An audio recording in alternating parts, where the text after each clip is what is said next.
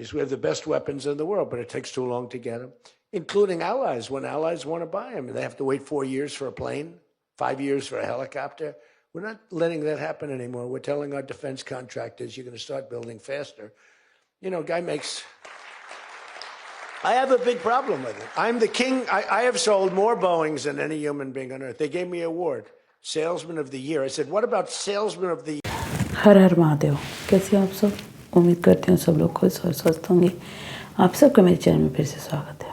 Donald Trump आजकल अपने आप को किंग समझ रहे हैं। I am the king. इसीलिए तो आए दिन किसी देश पे कब्जा करना, तो किसी देश को धमकी देना। अभी रिसेंटली तो उन्होंने बहुत बड़ी बात चर्चा में रहे थे कि वो रशिया और यूक्रेन के शांति दूत बन रहे हैं। वो बोल रहे थे कि हम विश्व में शांति लाना चाहते हैं। वो बोल रहे थे कि हम वॉर नहीं करवाना चाहते हैं।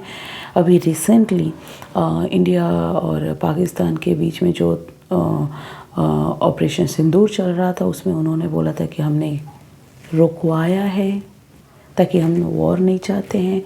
और सबसे चर्चा तो यही था कि रशिया यूक्रेन में कि जेलेस्की से मिले, उनको बोले कि नहीं वॉर नहीं होना चाहिए, लड़ाई नहीं होनी चाहिए। सब शांति दूत बनने के बन रहे थे और ये भी सोच रहे थे कि उनको ऑस्कर भी मिले नोबेल पीस का।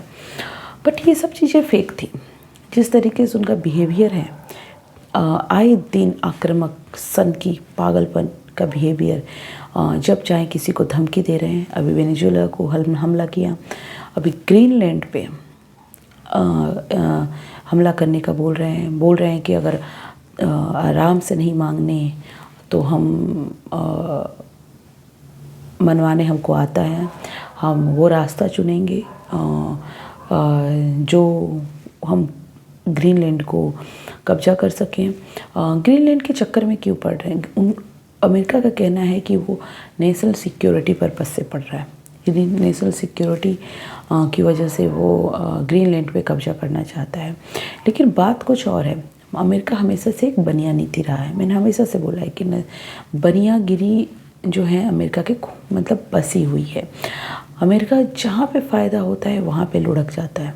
उसको ये नहीं पड़ी रहती है कि इससे क्या होगा, क्या किसी का भला हो सकता है या किस नहीं, उसको अपने फ़ायदे की पड़ी रहती है। ग्रीनलैंड में रेयर अर्थ मटेरियल है, यूरेनियम है, उसके अलावा भी बहुत सारे जो मेटल्स हैं, कोबाल्ट हो गया, निकल हो गया, गैस, नेचुरल गैस हो गया और ये सारी चीज़ें ऑयल मिलती हैं।